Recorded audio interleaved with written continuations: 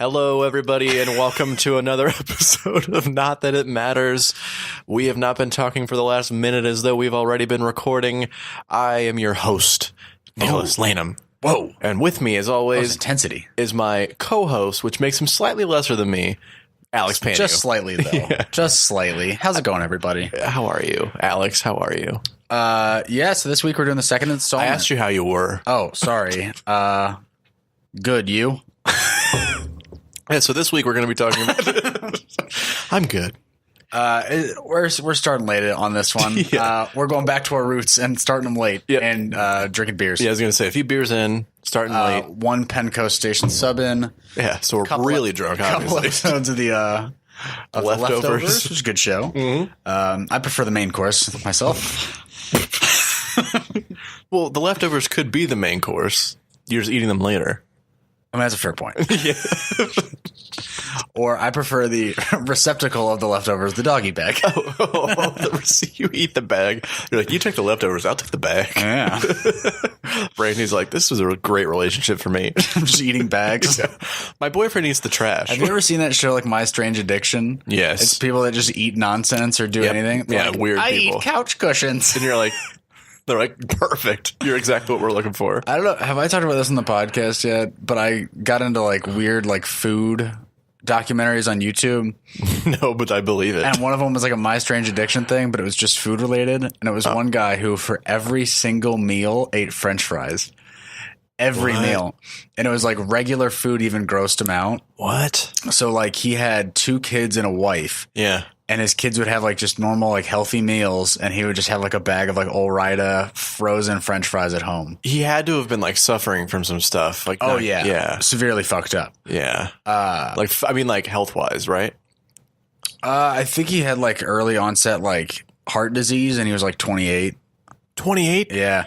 But he had 2 kids and it got so bad he couldn't even feed his kids because like touching other food grossed him out. Whoa. Yeah. There's like some deep seated fucked up shit in there. I had I used to work at Deerbrooks as a bagger, and like, what? I don't know why it just sounded funny to me. Yeah, I was a bagger. I was a bagger. I used to get bagged, and I had this one dude that would always come to me for a while when I was there because I like understood the way that like he wanted things done. He was very OCD, Whoa. and what he wanted, so it's really weird, but what he wanted me to do was bag everything in the like by the meal that he was gonna like by what meal it was for, and then in the order he was gonna eat it. So he'd buy like 2 boxes of like 24 Eggo waffles, so like 44 waffles, right? Yeah. And so you'd cut the box in half. yeah. No, so it'd be a bag of those 2 boxes of waffles. Then I would bag like a bag of like shredded hash browns and some eggs and like whatever, and that would be a meal, like meals for a week, and that would be one bag. All of his breakfast for the week. Yeah, and then I'd go through all the breakfasts in that order, and then I would do lunch stuff. Whoa. And then I would do dinner stuff, and then there was snack stuff. And he'd also buy toiletries and stuff, and that was also like ordered. Yeah, and so he'd come like every like 2 weeks. I only worked there for like 6 months probably, but okay. Yeah, he came. So yeah, I'd see him like every couple weeks, and he'd come on Sunday or Saturday mornings. I have a little bit of OCD, but holy shit, I can't imagine like controlling your life that much. But that's the only thing. Like other than that, he seems super normal. He's probably like in his like mid 30s. Yeah, he wasn't eating like super healthy. Like, he looked, no. But he's eating also Eggo waffles, hash browns, and eggs every morning. No, I was just giving those like as examples. He did eat. I remember the waffles, but like he looked like he was in pretty good shape. He was always in like pretty expensive looking like running clothes and stuff like that. Like he'd just come from the gym or something, and then he would come shop. He was really nice. He's like a good looking like yuppie, like early 30s, mid 30s guy. Could have been like a Patrick Bateman character. Honestly, that's a really good example of what he seemed like. Yeah, so he'd go to He's super nice. He'd go to the grocery store, then he'd go to like a luxury cosmetics place, and then he'd kill Jared Leto. Yeah. Does he kill Jared Leto in that? He chops him up with an axe. Oh, is he the guy who comes up to his apartment? Yeah, and he puts Huey Lewis in the news on, I think. Yeah. Is that the only guy he kills in that whole movie? No, that's not the only person he kills. It's not? No. I haven't seen it in a while. He kills 2 hookers at one point. How does he kill him? Remember, he's like fucking them and he's like flexing in the mirror for himself, and then he kills them. Yeah. I think he kills like 5 or 6 people because at the end, remember, then he like goes off the hook. He goes off the hook. It's off the hook. And he starts killing people super Don't you cool. love serial killing? No, he goes like he goes like off the reservation. Is what I meant to say. And he shoots like multiple people. Remember at the very end, he's like hiding behind that desk, leaving that voicemail. No, I haven't watched the movie in a long time. I've only seen it once. A lot of people say the movie's way better than the book. Is it? I heard. Is but the I like who wrote the movie. book? It's gonna kill me. I It's know an that dude. autobiography. By Patrick Bateman. Yeah. No, it's a dude who he's I know that guy. He's a famous writer, isn't he? Yes. He's done a couple like super big things. For some reason, I want to say Stephen King, but it doesn't feel like that's right. American Psycho, based on Bret Easton Ellis's book. I think there's multiple Patrick Bateman books. Is an American author, screenwriter, and short story writer. Huh. He was first regarded as one of the so-called literary Brat Pack, which also included Tama Janowitz and Jay McHenry. He's a self-proclaimed satirist whose trademark technique as a writer is I mean, a satirist? Who the fuck calls it a satirist? Yeah, sorry. Be a D. Satirist. He believes in Satan. Well, I mean, his character might be a sadist. Enjoys inflicting pain on other people. His trademark technique as a writer is the expression of extreme acts and opinions in an affectless way. Oh. Affectless style. Interesting. So Bret Easton Ellis getting a shout out Less on the Than pod. Zero, American Psycho. Less Than Zero is a pretty famous one too, isn't it? Yeah. Rules of Attraction, The Informers. Informer. How? I make you boom boom now. I'm making a boom boom ow. That segues us into homework. Oh, yeah. We haven't done one of these in a while. I know. No, we just did one last week. Yes, for the pod world, we just did one last week, and we're doing another one next week. I mean, for me, I'm just thinking, like it's not been soon enough. Yeah, I mean, that's very fair. Then 7 days before today, 6 days before today. Of course, yeah. Because last week we release these, we record these the night before they get released. Well, we record these. It's a couple days. No, it's a couple days before they're released. Oh, okay. There's some editing, yeah. Because last week, heavy editing. Yeah, heavy editing, time travel included. Yes. Leftovers. Yeah, right. That's all it is. Last week we did the newest stand-up by Nate Bargatze, the Tennessee Kid, as well as the third album by the emo rock band My Chemical Romance. I really like the titled Ira Glass delivery. The Black Parade. On this week's episode, not that it matters, we will be looking at homework that pertains to writer-director Drew Goddard. The filmography of Drew Goddard. Yes. As well as the fourth and final album by emo rock band My Chemical Romance entitled Danger Days, The True Lives of the Fabulous Killjoys. One of the worst titles of any album ever. I think there's a dick that you can suck. But you're right. It's pretty bad. I saw the tie-in comic. They had it at Half Price Books yesterday when I was there, and I was going to buy it for you, but I already knew I had this coming from Amazon. Yeah, Nick bought me a birthday gift. I brought did. me Neil Gaiman's It's Upside Down. Whatever Happened to the Caped Crusader, the deluxe edition. It's a Batman. It's like a big oversized. There were like 2 big oversized issues. That's only 2 issues? Well, they were massive. I think they were like 80 pages or something like that. Oh, they're damn. pretty big. Okay. Because it's a full little. It's not a big hardcover, but it's a full like a little hardcover, and it's like a series of vignettes of. It's right after Batman has died, and all these different like heroes and villains that are his friends come to pay their respects at his funeral, and there's like it's incredible storytelling. I mean, it's Neil Gaiman. Yeah. Neil Gaiman himself. of Stardust fame. Yes, that's true. What else has he written? American Gods. He did some Swamp American Thing. Gods. No, he did Is that the Sandman. Is it the comic book based on the TV show? That's what Alex said earlier. We were talking about American Gods, and he said, "Oh, I was like, yeah, he wrote American Gods." And we're like, "Oh, based on the TV show?" And I was like, "Yeah."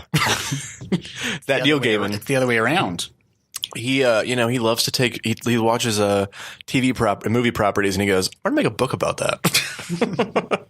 And people read his books, and they're like, "We should make TV shows about that." And the cycle has begun. American Gods 2, the show. American Gods 2, the comic. American Gods 2, Back in the Habit. American Gods 2, Electric Boogaloo. Oh, boy. A good day to American Gods. Oh boy. So what do we want to start with? Pick a hand. Danger Days.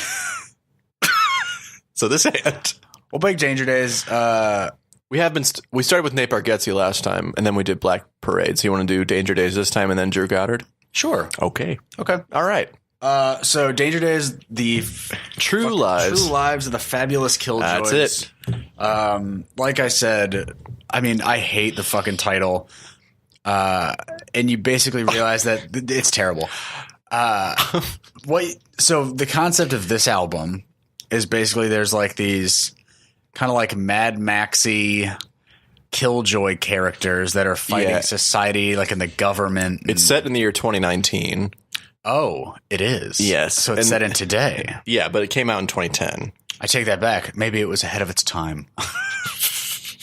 Because, you know, what we need to do as a society, man, is fight the fucking structure of the society. We need to get back to fucking Battery City. That's where things take place. You know what? Everything should be like Burning Man. Yeah.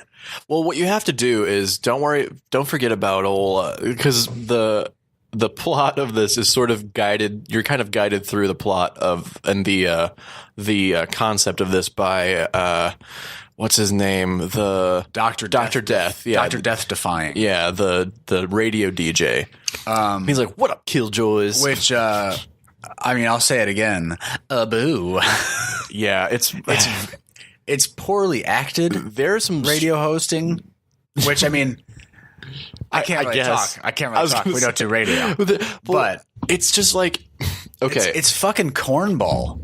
It's very corny. This is a problem that we've also had with Game of Thrones, where they're coming off of, for me, probably the best album of all time, besides maybe Say and Self-Titled. And I even know for you said it's one of the best albums you thought of all time. Yeah, it's a great album. It's one of the better albums you'll ever probably listen to. And as far as concept albums go, I have no idea how it's not in the top tier. And as far as like an album that defined a generation, this one's up there for sure. You could probably put it on like the Mount Rushmore of like our generation's top albums.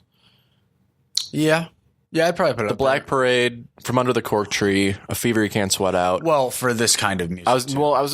You could probably say the Black Parade, like Hot Fuss by the Killers, maybe Parachutes or A Rush of Blood to the Head by Coldplay. What else, really though? From like that of like albums, because we're the generation that started the singles life. Jay-Z, Linkin Park, Encore. Because I was gonna say like the Black Album by Jay-Z, but that's before our time. Is it though? Yeah. It's like 2006. Is it 2006? Mm-hmm. Yeah. Oh, well, the Black Parade's 2006. Yeah, it's around the same time. Okay, so you could say around the maybe same time, if not the same. Maybe the Black Parade. Oh, 808s and Heartbreak. Oh fuck yeah, that's got to be up there. Yeah. Well, especially for concepts too. That one's definitely right there. Yeah. I would say maybe From Under the Cork Tree probably is on there. Oh, probably Enema of the State and by Blink-182. Probably American Idiot, Green Day. Sorry, Black Album was 2003.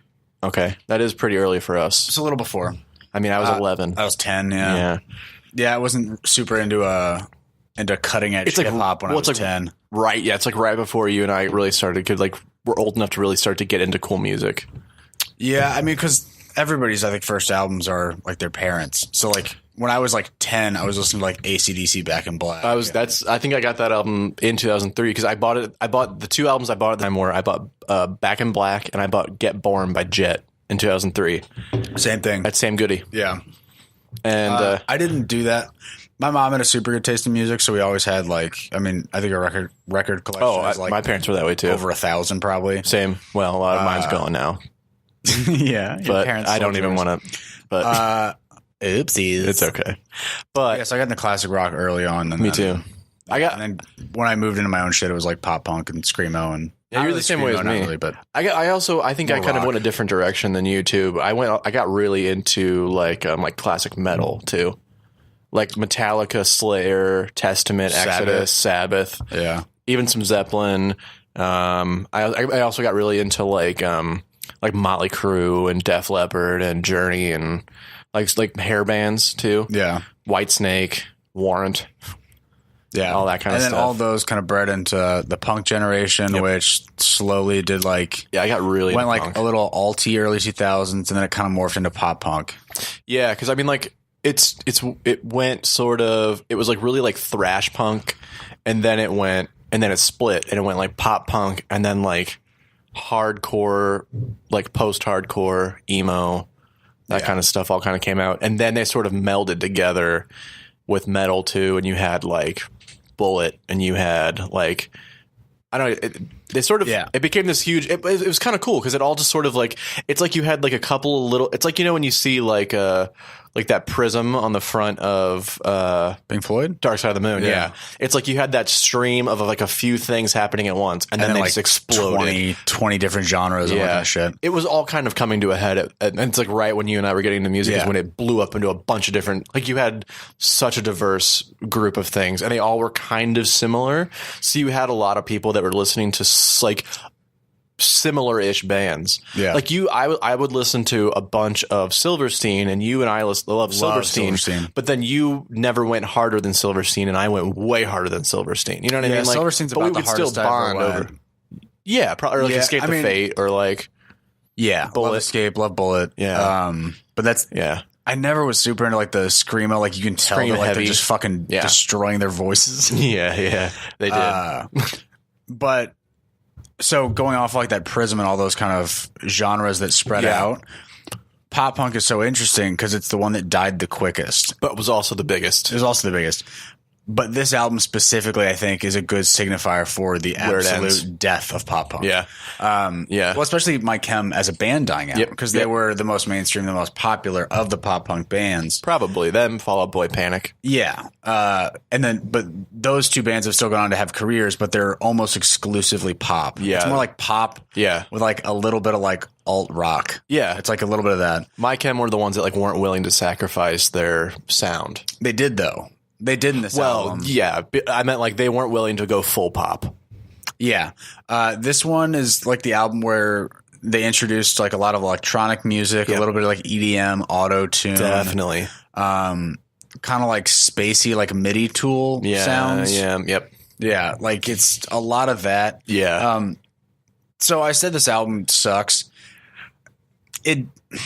There's some pretty good songs on this album. There's great songs. Early on especially. And actually at the very end. The last song is really good too. The last song is great. And then like the first 5 songs are also really good. Yep. So let's start with... Same thing happened in this album as is what happened with the Black Parade, which is that first song where it goes from the end... Or what is it? The end into dead. The end into dead, where it's like just a seamless transition. You can't tell that the song's changed. The exact same happens it's also in this not one. As cool of a transition as the end into dead, but... I mean, but it does go into one of the best songs of the album, which is it's probably the best song, which is na na na na na na na. Isn't it 9 nas or something like that? 10 nas? It's like 9 nas and then quotations and then like, or not quotation, parentheses. Yeah. And then like 10 more nas. I love it, dude. But the first song isn't really a song. It's more of just like an intro. And it's Dr. Death Defying addressing the Killjoys. Yeah, it's called Look Alive Sunshine. Look Alive Sunshine. So it's na na na. Yeah. Parenthetical. Yeah. Na na na. Na na na. Na na na. Yeah. Na na na na na na na na. This one's this song's dope. I mean, it's just fast paced, just still hanging on like feels very teenagers from Black Parade. Feels very teenagers. It also doesn't feel very pop punk. It's more just like rock. It's like a hard thumping rock song. Yeah, definitely. Granted, I would say because you've heard 3 Cheers for Sweet Revenge. Yes, which is going to be your homework for next week already, as you know. I know, but you've already heard the album. I know. I would say they move further and further away. Like Black Parade is not like that punky. It's a pretty rock album. 3 Cheers is way more punky. Yeah, and then they lose a lot of that. And that's why I think for you, they have like that's why you love Black Parade probably so much, is because they have that perfect mixture still of like punk. Because like Teenagers is not punky. No, I still love 3 Cheers though. 3 Cheers is a great fucking album. Yeah, well, remember but you hate the back half where it's all really punky. Yes. Yeah. So 3 Cheers in this album is kind of the same thing for me. Where the first couple songs in this album are, beautiful. Yeah. Great song. I think my favorite's probably Bulletproof Heart. That's a great song. It's a great song. Sing's really good too. Sing's good. Sing's probably the Planetary is where it starts to lose me. Would you say Sing is the biggest one? It's one probably everyone would know, or Na Na Na? Probably Na Na Na. One of those two, at least. Yeah, Na Na Na or Sing. Bulletproof Heart probably is their best song on the album. Ooh, musically, it's a fucking good one. Yeah. Yeah, let me pull up my notes here really quick on Bulletproof Heart and Sing. I also want to say Bulletproof Heart sounds the most pop punk to me, for sure, though. Oh, no, Vampire Money. Oh, yeah. Sorry, I'm still at the beginning. Yeah, at the beginning. Oh, at the beginning, it's not really. Yeah, Bulletproof Heart probably does. When They Lose Me is right after Planetary. Like, the only hope for me is You. It's a decent song. It's a good song, but it also felt very just like. Also, none of this fits into the concept. No, like I mean, kind of like maybe specific. No, does where he's like right now, right here, all the way in Battery City. Yeah, and you're like, yeah, okay, yeah, okay, I get you. But I mean, it's like just little specific lines like that even is the through line through any of these songs. See, yeah, it's not really like it's like where Black Parade is like it's effortless. It's clearly a concept. It's a narrative story that you can follow. Yeah. This one is just kind of like all jumbled, mix and match. Like there's little bits of each song that are like your narrative through line, but it's not really like. Well, they also have to like that's the difference I think with Black Parade too is like Black Parade you can get all of it, and yet if you listen to each song individually, they're just great songs. Yeah, like they're literally saying Battery City in songs. You know what I mean? Like they're literally saying like city names and stuff from. They're trying to push the concept. Too hard. Whereas it's just like Three Cheers, they don't try hard enough, and you have no idea what the concept really is. No. It felt very revisionist. Like, oh no, there was a concept, like quote unquote. Yeah. Whereas Black Parade is like, for me, it's just like clearly defined, perfect. Yeah. As far as concept albums go, it's so good. Yeah, it's really sad.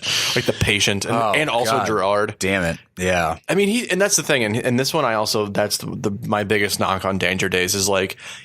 Three Cheers and Black Parade, he has some incredible lyric writing, especially Black Parade. Yeah, I don't feel like I see a lot of that here at all. Subpar. Like you could. I just feel like you can all. You can tell they're checked out. Yeah, you can feel they're checked out. Yeah, it just feels like they were just like, I guess if we're gonna stop being a band, we got to throw something out, and so let's just try to do this thing and like kind of mishmash a concept together. Yeah, and a concept that doesn't feel like anybody's heart was in it.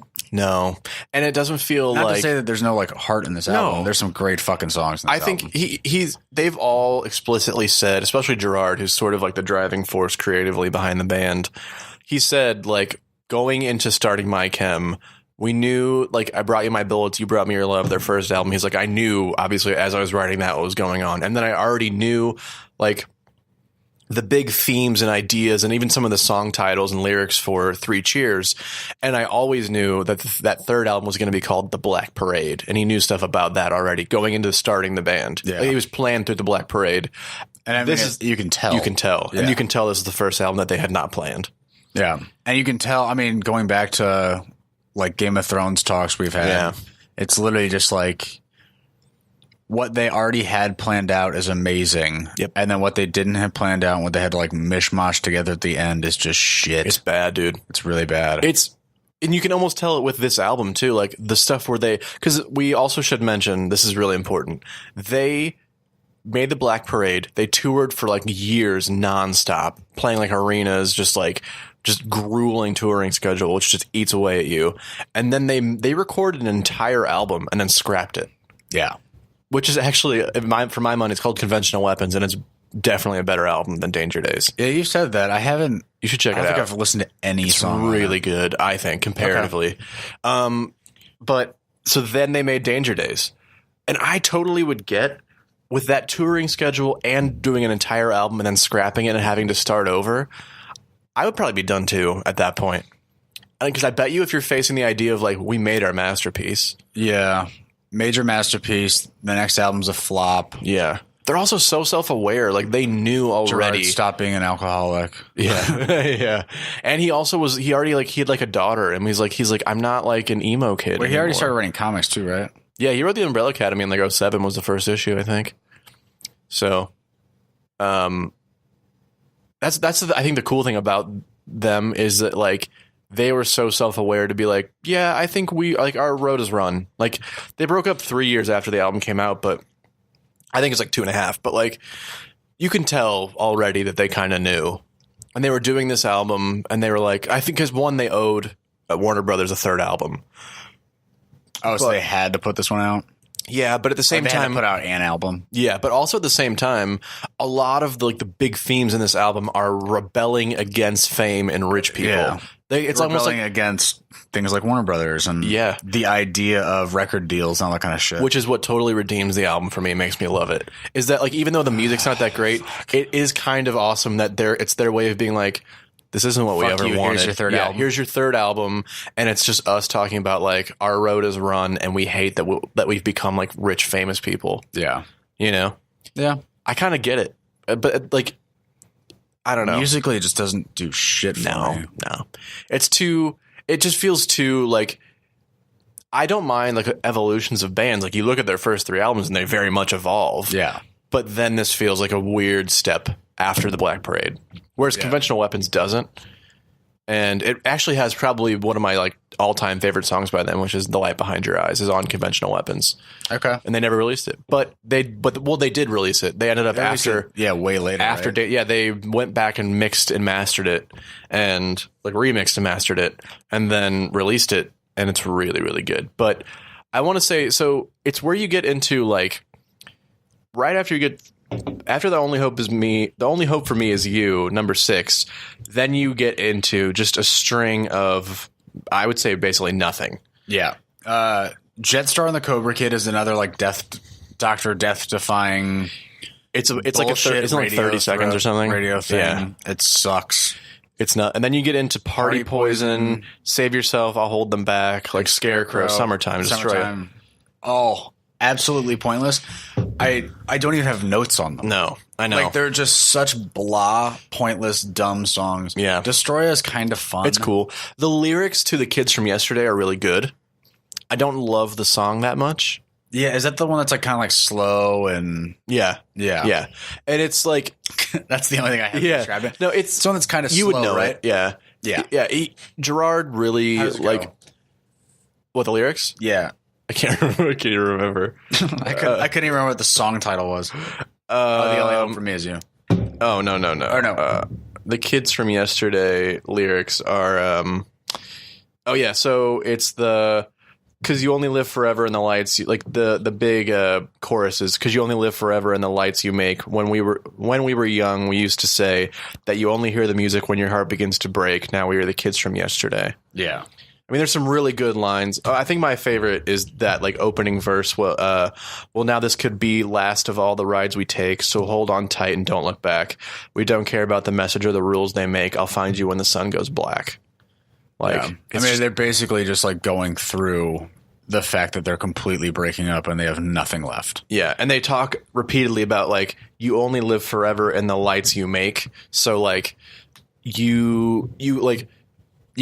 It doesn't have to be like the lights you make don't have to just be albums. Like you don't have to like he's also like it's also like a self-worth thing too. It's right. Like you can't take like you can't get your own. I mean, I'll just use the lyrics. You can't like get your light, like get what makes you happy, get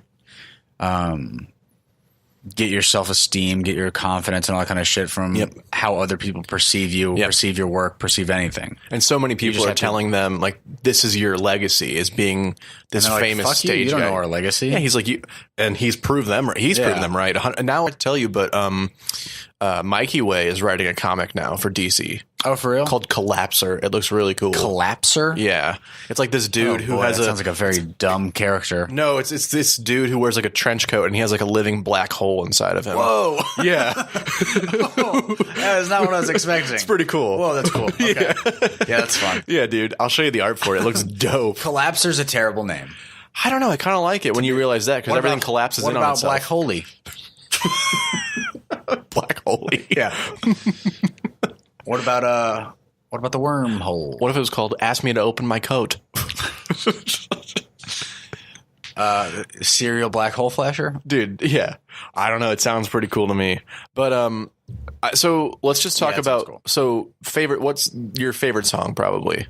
We still have other songs. Oh, to finish up at the end there. Yes, we do. Oh, yeah. So the kids from yesterday. Goodnight, Dr. Death. Oh yeah. So he has the line, "It'll burst you into flames if you stay in one place too long, but your shadow still lives on." Yeah. That's not the full lyric, but that's just the lines that I wrote down. Yeah. Oh yeah, and then it like outros with the Star Spangled Banner too, which is kind of weird. Out of Vampire Money? No, out. Goodnight after Dr. Goodnight Death. Dr. Death, yeah. Into probably the next, like the only good song in the back half of the album, which is actually a really good song. Literally Vampire the Money. only good song. It's really good though. But yeah, basically, it's basically a reference to like the sinister but like appealing, like aura of the music industry and how like you have like all these notions of what being famous in the music industry is going to be, and then basically all these people are just, I mean, literally vampires sucking all your like life force dry. I love it, dude. Yeah, because it's a pretty ballsy move to like write an album that is explicitly looking at your own record label and being like, "Hey, fuck you," and we're done. Because they're also calling out David Bowie. Well, not in a bad way. They love David Bowie. Well, they say, like, if you like can succumb to all that, like you can be famous like Bowie. Like if you can handle that. Yeah, it's true. Well, because that's what they did. They wore the makeup and they did all that shit, and they like were famous in spite of it. Wore like French captain's uniforms. Yeah, well, like Death Rock Sergeant Pepper's. Yeah. Yeah. Sergeant Pepper's had been a bad reference. They also like naval captains from like French Navy, like a Union era Civil War like general. Yeah, or like extras in fucking Pirates of the Caribbean, but if it was just black. Yep, exactly. They also started off like Ballroom Blitz. You know that song? Ballroom Blitz? Yeah. I know it from Wayne's World. Yeah. And they started off with they go, "Are you ready, Ray? How about you, Frank? How about you, Mikey?" And he goes like they start that same Ballroom Blitz starts off the same way with like, "Are you ready, Steve? Oh, does it? Andy?" Who sings Ballroom Blitz? The Sweet. The Sweet? Yeah. Is that a one-hit wonder? No, they had some good songs. I mean, they're like popular in classic rock. They were like the original like glam, like the Sweet, New York Dolls. I'm blanking on a couple other big ones, but they're pretty good. I like that kind of stuff, like 70s glam. Bowie and Iggy Pop and stuff like that came out around the same time. Okay, like were they kind of like children of that, or more like peers? Peers. Okay, yeah. There's another T-Rex was kind of that way too. You might know T-Rex. Yeah, you know Bang a Gong, that song. Get it on, bang a gong. Oh yeah, get it on. Yeah. Wait, that's what they say? Yeah, I'd never know it was bang a gong. Yeah. I just, like, whenever that part come up, I go, get along, bang my dong. No, I just do the, ha, ha, ha. I just kind of do, like, the tempo. Get it on. Yeah. Bang my dong. That's not what they say. They say bang a gong.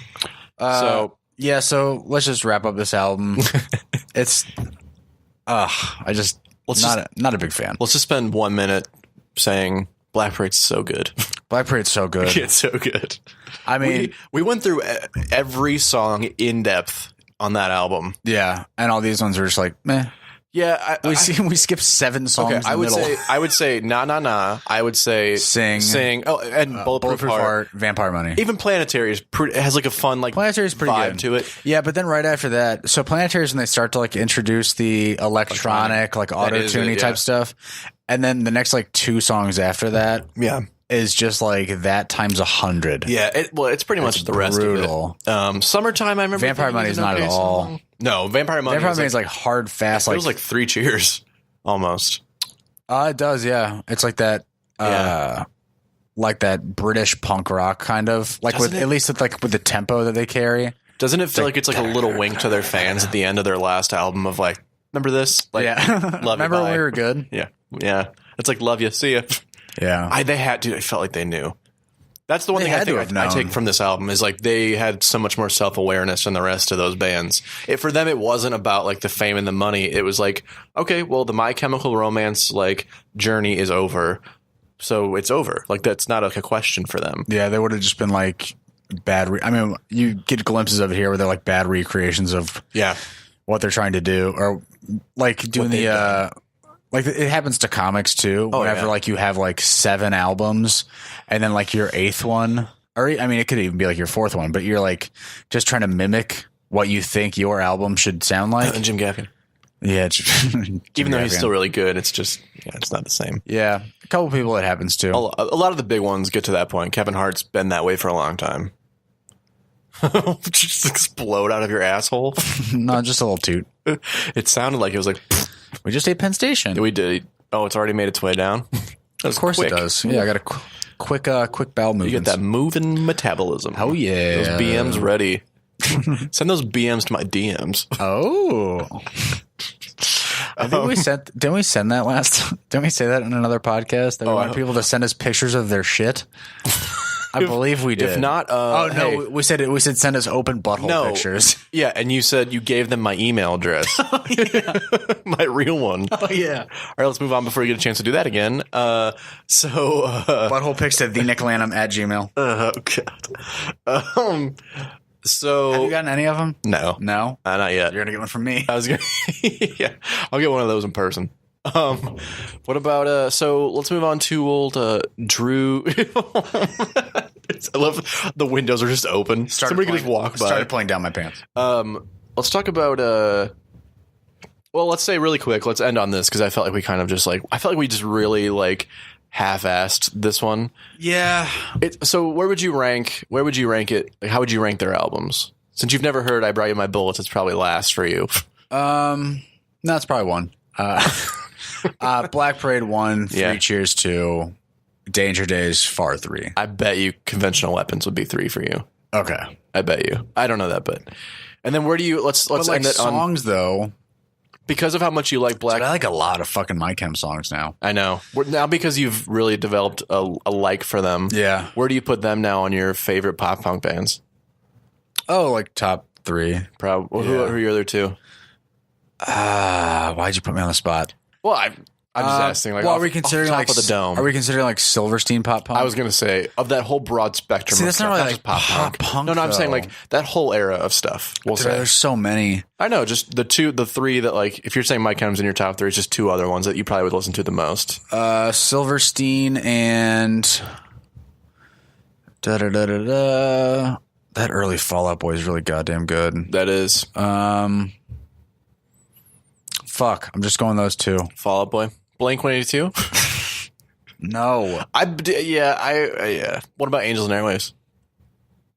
No, they're not my top at all. You do like them, though, I know. Yeah, love them. Yeah, me too. Yeah, it's so fucking hard. There's so many because especially for Silverstein and My Chem, I know so much more of their catalog. Well, yeah. All the other bands, they aren't one-hit wonders, but it's you don't listen to full pop punk albums. Oh, you do, but no, I was gonna say it depends on if we're saying pop punk. No, I don't listen to full All Time Low or Mayday Parade or somebody like that. Yeah, I always forget about that era of that We stuff the too. Kings. I did really like We the Kings at one point. They're fun. I like that, and Forever the Sickest Kids. I really liked them for a while. Yeah. I've listened to Page Avenue, that album especially. I guess Yellow Card, I listened to that album quite a bit. Seosin for me, the self-titled, but that's a whole other level for me. That's your favorite album of all time, right? Probably that one or Black Parade, those two. Get Born by Jet is up there. It's really funny, the going through dark shit, dark times, and the thing that gets you through it is always going to be your favorite. Dude, I know it. That's why True Detective Season 1's my favorite, because I watched it when I was in a hotel room at a SATOP meeting. Damn.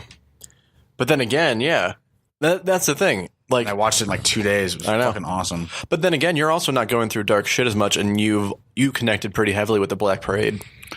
Well, it brought me back to that weird time in my life when I was just super depressed. And I guess a lot of when that album was coming out too. A lot of the themes also do. You mean the song Cancer? Not just cancer, but the alcoholism. Oh yeah.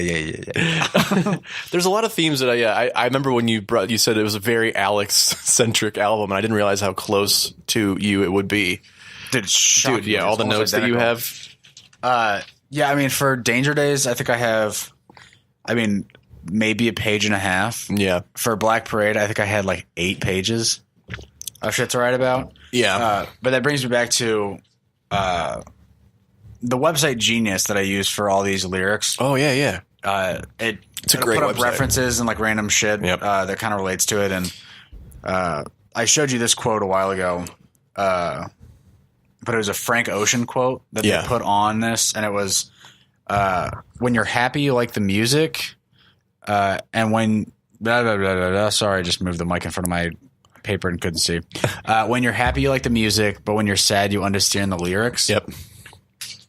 And that Black Parade album, I mean, it just hit me so hard because it brings me back to that time when I was so fucking sad and depressed. And yeah, it's a heavy one. Yeah, it brings me back to just like the darkest shit in my life. Would you say? And this one is just like fucking throwing shit at the wall. It is, and again, it's clearly like it's kind of like a so long. And so long, and fuck you to like the fat cats like that like run all that shit. You know? But I mean, I also I don't understand these lyrics too because I don't relate to them. Like I don't want to.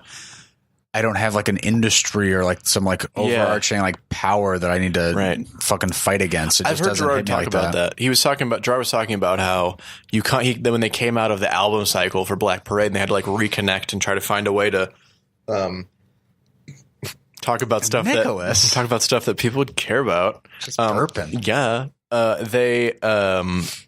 He was like, I kind of looked and I was like, he's like, I kind of looked and all of a sudden I was like, oh shit, we're rich. And he's like, I don't want to be rich. No, it's not just that, but he's like, the problems we have, most people don't deal with and they will not give a shit about. And I was like, and I can't, you know what? At the same, again, it's that self-awareness of like most bands wouldn't think that way. They'd be like, yeah, we're still like, these are our issues now. But they were like, no, we don't have the same issues that normal people do. Yeah, they're like, we're rich as fuck. Yeah, they're super fucking rich. Still to this day, they're fucking rich. Of course they are. Yeah. Well, didn't they get like kind of fucked in a record deal or something like that? No, they got the end of the end of the good one. The end of the like normal deal stuff, and now they do 360 deals, which are much more. So they just had control over the music instead of everything else they fucking do. The label had control of the album and the sales of the album, and then they got all the money from the merch and the tours. But because they were fucking touring arenas, and when we were in high school, every fucking kid had My Chem shirts that were into that kind of stuff. They were like I feel like they were the ones I saw the most on like t-shirts and shit. Probably. I literally can't think of a single person I knew with a My Chem shirt. Really? Yeah. No, that you were the people you knew would not have been wearing My Chem shirts. But what the fuck is that supposed to mean? You didn't hang. You were playing like lacrosse and stuff like that. I was playing sports. Granted, I feel like some of the lacrosse kids I knew were into like that kind of music, but like. They weren't like wearing My Chem shirts, but I'm saying like every little emo kid had that little like French cross with the MCRX on it and stuff like that. And, like, yeah, dude, and like I do remember that shit. Tons of stuff, and that like My Chem with like the just like the lettering is like pretty iconic because you didn't see a lot of like as much like Fall Out Boy shirts and Panic and stuff. I don't remember seeing that many band shirts. Oh, I don't know, dude. You were also scared of Hot Topic. That's not true at all. I thought you said you were. I was when I guess I kind of was. Yeah. I wasn't, and then like I was weirded out by it, and now I just go in there like normal. Well, now it's not the same. That is true. I feel like it used to be like, there than it used to be like dark and seedy. I don't think used to like turn the lights off. I think it's lighter in there than, and they also used to be playing just like ooh, like all the time. Yeah, and now it's like fucking pop music and like they're selling Harry Potter shirts. Yeah, like all Harry Potter shirts. They have like some My Chem and like that kind of stuff. Dude, there's a in the Harry back. Potter like section in every Hot Topic. In the very front, usually. Yeah, yeah, it's like in the window. It's the mannequin. Yeah, there's a fucking Nimbus like Quidditch robes. Yeah, exactly. Yeah. I mean, yeah. I'm bummed because all of my old band shirts, like I never updated like my collection of cool band shirts, so they're all like smalls. Like when I was like a tiny little. What do you mean update your band shirts? You're like, I want to have the same shirt. No, I meant like bought like cooler. I hate to say it now, they all kind of suck, but I had cool like 3/4 length like baseball tees that you'd buy from like tours and stuff like that. And like I just can't wear. They're all too small, and I still really like them, but they're in like a box. Oh, actually, no, they're probably gone. Oh, fuck, no, fuck. Okay, poo. I don't want to talk about that. Yeah, yeah, that bums me out. Every time. Yeah, I never really like was into buying band shirts. Really, I did just buy one though the other day. Which one did you buy? My Chem? No. Have I talked about this on the podcast? Oh, yeah, I have. No, 420. I went to String Cheese. Oh, String Cheese. And I bought a yeah. t-shirt. Yeah. But it's like a geometric jellyfish. It looks fucking dope. Dope. Okay, Yeah. that's pretty cool. And Nick knows I love geometrical things. Yeah. You got a fucking geometrical tattooed on your body. tattoo. Yeah, tattoo. I don't like it that much anymore. No, it's not that I don't. No, like it looks like I wish I would have gone to like somebody who was better at line work. Oh. Like it looks like it's kind of like they're not. I tried to get you to go They're not super crisp. to Lucky Cat and you wouldn't go. I know I fucked up. Yeah, the lines look like they're kind of like they were like slowly bleeding out. Yeah, Does that happen? Yeah. Well, Not if you can get it touched up. You can If I were you, I might get it touched up and maybe do like a little bit of like, shading. yeah, and do some stuff around it so that they don't blow out, like just so like contrasted against your skin. Yeah. Do you think it would look cool if I got like do you like those like watercolor tattoos? I was literally thinking you should make it as part of like a watercolor piece. I was thinking of doing like a baby blue watercolor, like splash and different colors and shit. I think you should, because then the That's what I line was work thinking will of. pop better, Yeah. and if any bleeding happens, it will take a lot longer to notice. Okay. I think that might be the best thing to do. Yeah. So and do watercolor and then just get it lined up again. yeah, just get it touched up. I fucking just got it. Yeah, you go to Amelia at Lucky Cat. Amelia at Lucky She's Cat. great. Okay. Yeah. I'll hit her up. So let's move on from My Chemical Romance to another romance that you have with a man named Drew Goddard. Yes, I do. I like his films. You do, and I do as well. Well, because he has, I mean, arguably the greatest horror movie of all time. I don't know. Is it a horror movie? Well, Maybe the best horror satire. yeah, we'll go with that. Probably only one of the few that's really good. There's like that one and like Evil Dead. Have you seen Tucker and Dale vs. Evil? I have, and it's so good. You're right. Who am I That's kidding? not really like. Yeah, I mean, it's like the opposite of the horror movie where it's all the douchey college kids. It's like are trying to gore fight. satire. Yeah. So is Evil Dead. There's not a lot Yeah, of is good it like Evil Dead's just like ridiculous gore on purpose. Yeah, Yeah. like excessive gore. So is Ash vs. Evil Dead? Is that a character from Yes, Evil Dead? it's and then they just, it's Bruce Campbell's charter, like Ash versus the Evil Dead. It's him. oh, Bruce yeah. Campbell's in the original. Yeah, he's the main dude. That's what made him famous. Bruce Campbell from Burn Notice. That's literally Yes. how I know Bruce Campbell. Yeah, and then also from he makes, because he's best friends with Sam You're Raimi. gonna say makes candles. He makes candles. Serenity by Jan. Serenity by Jan. No, Bruce Campbell. Sam Raimi did the original Evil Dead movies, and then when he went to do the Spider-Man movies, Bruce Campbell cameos in all those. Does he? Yeah, I forget who at this The original point. Spideys? Yeah, in all three. He's all three as a cameo in each one. Is that the one with Peter Parker? What?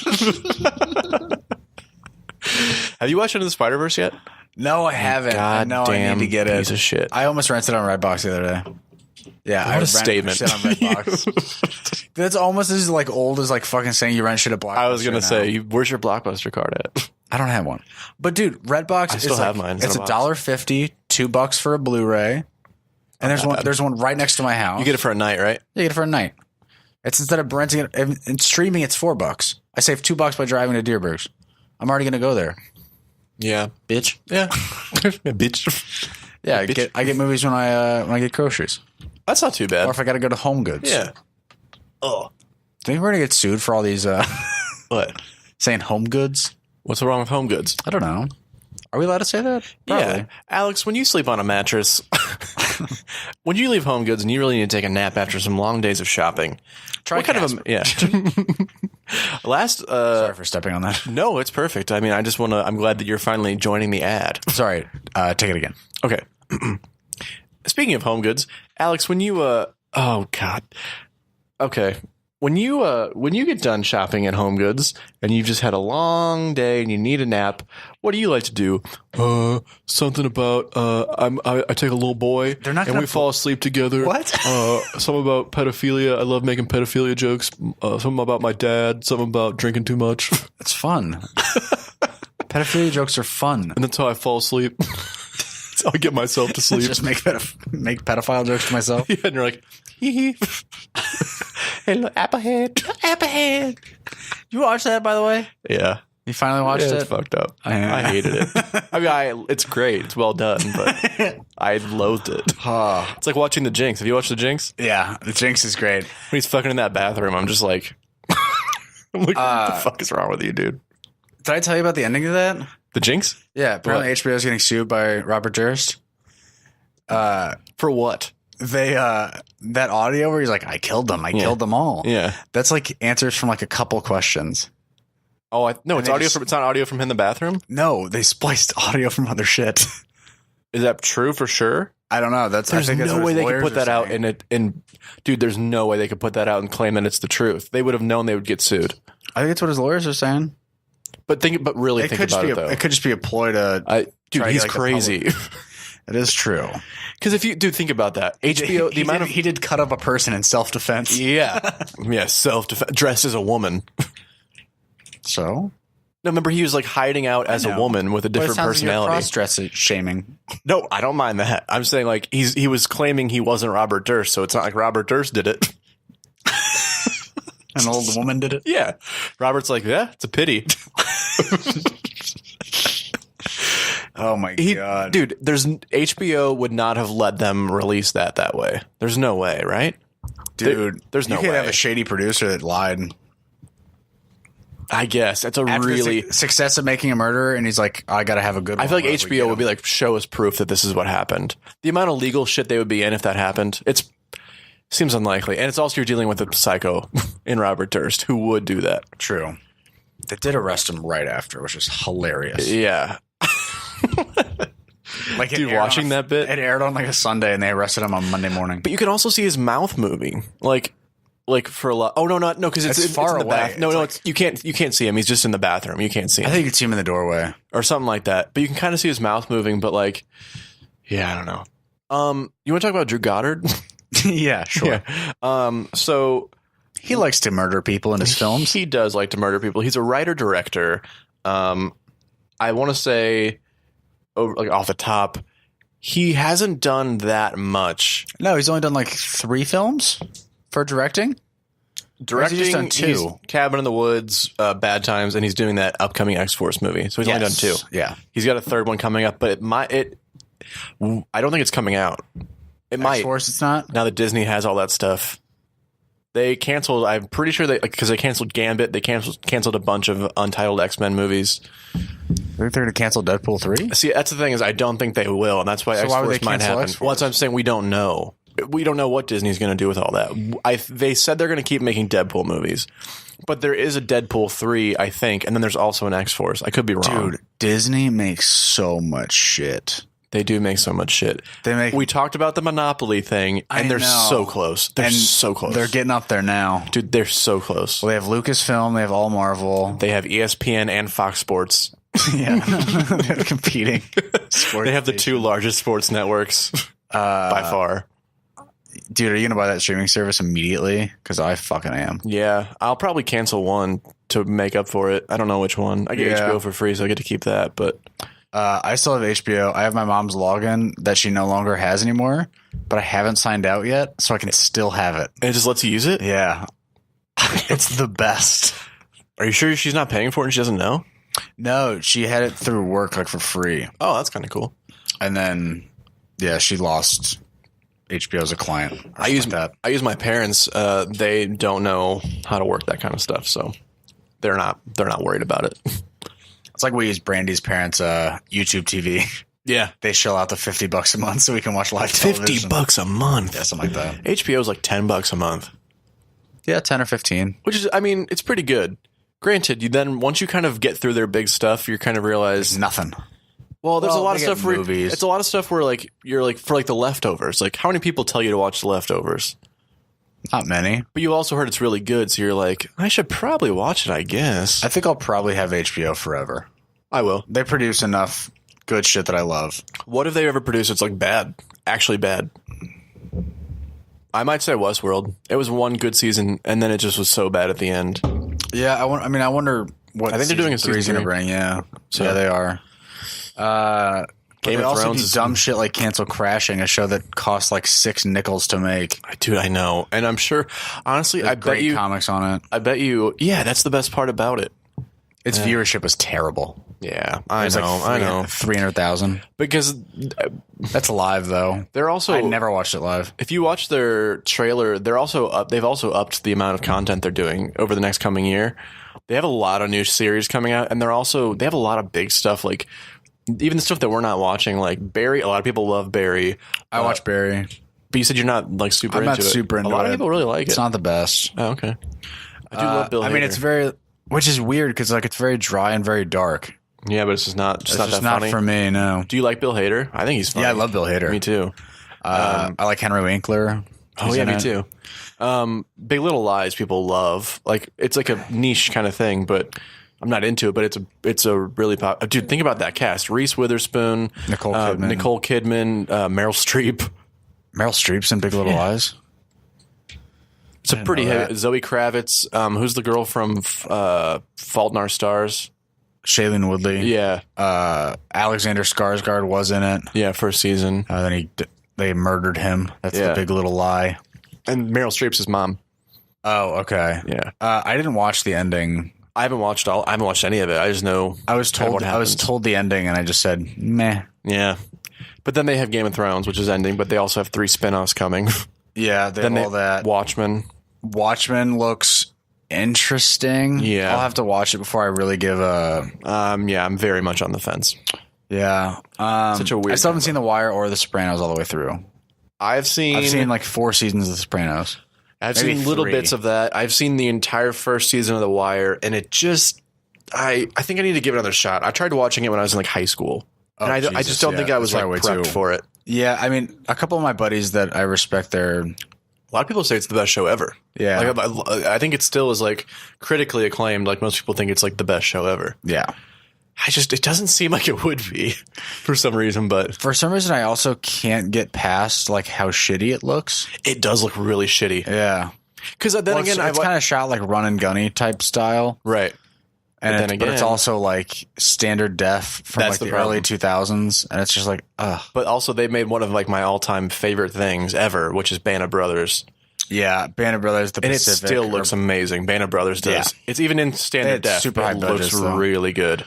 Apparently, everybody loves Deadwood.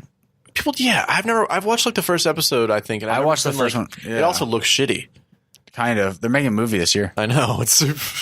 I guess that's cool. I mean, 10 years later. They also make Flight of the Conchords, which I love, and they're coming back. I haven't watched that in forever. Does it hold up? Yes. It really holds. Actually, it holds up better than dude. Those scenes where it's them talking to Murray, their manager, and he's just the fucking Reese worst Darby is manager. so fucking yeah. And he's funny. always, I love his little list is always like Jermaine, and he's like present, and he's like Brit, and he's like here, and he just checks off 2 things like- on his list. The first 2 And he's items were but each then person. he's like, me? Hey? Yeah, Murray here, present, and then I go, Murray, do you have any new shows for us? And he's like, did you play the library gig? And they're like, yeah, and he's like, then no. Like he has these dude. They're so. Playing a library. I love the episode where Aziz Ansari hates them because they're from New Zealand. They're in New I York. don't remember that at all. And Aziz Ansari plays this little Indian guy that runs a shop in New York, and he's super racist against these 2 white dudes from New Zealand because they're from New Zealand. That's pretty funny. Dude, there's some pretty funny stuff. They just did a new special, I think, and also they are. okay. I think I they watched might. it. I've heard they're coming. They're doing a pretty new good. season. I didn't know that. I think so. Huh. They just appeared in I the new wonder- episode of What We Do in the Shadows. Or he did. Jermaine, Taika, and the other dude are all 3 in this new episode. Oh, for real? Yeah, as their characters from What We Do in the Shadows. Oh, shit. I know. I got to catch up. I'm like 3 episodes behind. I haven't watched any of it. People say it's amazing. But I think they haven't seen the movie. I know. Yeah. That's 100% what it is. I mean, it's very funny. Yeah. It is very But funny. the movie is. It's not. I just want a TV show of the movie. I know. I just want more of the movie. I know. But it's very funny. Because it's Matt Berry is fucking hilarious. Yeah, he's always good. The guy that plays Nate. I know you said is I like can the never energy remember his vampire. name. Yeah. What's her? Oh shit! Girl who used to be still on SNL. Mm-hmm. The girl, she has like really big teeth. I always confuse her with Kate McKinnon. It's Kate McKinnon, and it's this other Oh, girl. Cecily Strong? No, Cecily No. Strong's not on SNL anymore. Cecily Strong is still on SNL. Is she? Yeah, she is. You're thinking of, she's the girl from Trainwreck that they're like, don't smile. And she's like, that Maybe. girl? Wait, no, maybe it is. No, I'm not thinking of Cecily Strong. But she is, so she works at Nate's office too. Oh, yeah. And he starts talking to her and he's like, I can't feed off her. Yeah. And then he's like, she makes me so sad. And she's also an energy vampire. Oh, she's feeding on him. Yeah, and then they're competing to like depress the people in the office fast enough. Oh, I like that. And then they start dating and yeah, okay. Yeah. What's that girl's name? But it's gonna drive me fucking insane. Okay, so do you want to talk about Drew Goddard? Yeah, let's go. Let's get back on Drew Goddard. I'll scream this girl's name whenever I find it. I also just want to say the reason it can't be the show though, or the show can't be, is like the people that love the show don't get it, is because the movie, I think actually, I'm actually at the point where I think it's the funniest movie I've ever seen. Yeah, I think it's my funny. I think it's the number one comedy I've ever seen. I don't, and that's why I can't find her. She is not on the current cast. No, she left. Fucking shit. It's the girl from Trainwreck. I forgot her name, but I'll know it when I don't know Trainwreck. She's got red hair, Vanessa right? Vanessa Bayer. Yeah, Vanessa Bayer. God damn it. So, Drew Goddard. So, I think the easiest way to talk about him is as a writer first, director second. Yeah. Because when you listen to his director credits, you're like, okay, so he directed Cabin in the Woods is great. Why do we care? Well, yeah, why are we doing like a whole half of an episode for him? Bad Times was an okay movie. Cabin in the Woods is one of the best like satires you're ever going to see. It's fucking great. But then when you look at him as a writer, he wrote Cloverfield, he wrote Cabin in the Woods, he wrote World War Z, The Martian. He's uncredited writer on Deadpool 2. He wrote Bad Times. He's going to write this X-Force movie. He did some uncredited writing stuff on both the second and third Cloverfield movies.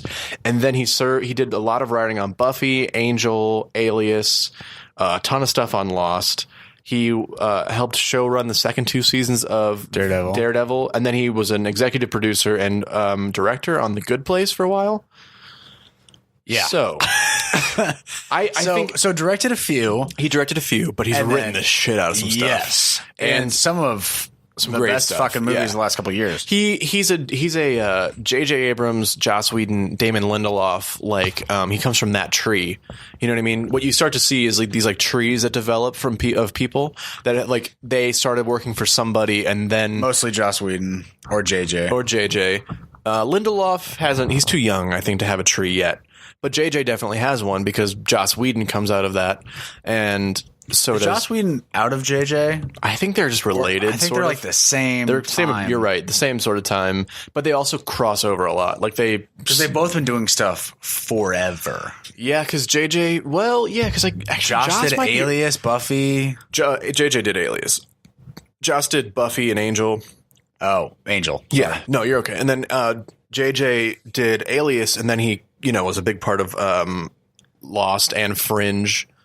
Yeah, and then he moved to movies sooner than Joss did, like big movies before Joss did, because Joss's first big one was Avengers, Star Trek, and then and JJ's was the Star Trek movies, Super 8, which actually is a pretty good movie, I think. Does that hold up? I thought it was pretty good. A Spielberg movie. Well, the whole thing is supposed to feel like a Spielberg movie, but it's a JJ movie, and it's like a love letter to Spielberg. Yeah, I literally thought Spielberg directed it. It's because wow, job well done. That's a big criticism of JJ though, is that he's more of a mimic than he is like an innovator himself. Okay. Because you look at Force Awakens and it feels like a Star Wars movie, but doesn't feel like he's treading new ground.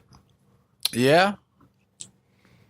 Yeah, Force Awakens. Well, yeah, I guess all the new ones feel almost exactly like. Besides, I was going to say, Last Jedi doesn't feel like one, but for better or for worse, it definitely is treading new ground. Yeah, Force Awakens almost feels exactly like. Is it A New Hope?